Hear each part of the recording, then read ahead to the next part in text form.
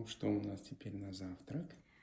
У меня сегодня травяной чай, у тебя кофе, яичница с сыром фета, желе из малины и апельсина, прям с корочкой я ее размолола, маффинсы с яблоками, со специями и с овсянкой. Ну и у тебя булки, колбаса, сыр, масло твое любимое. Да.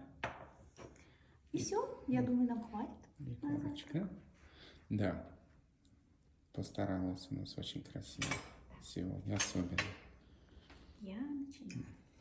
Приятного аппетита.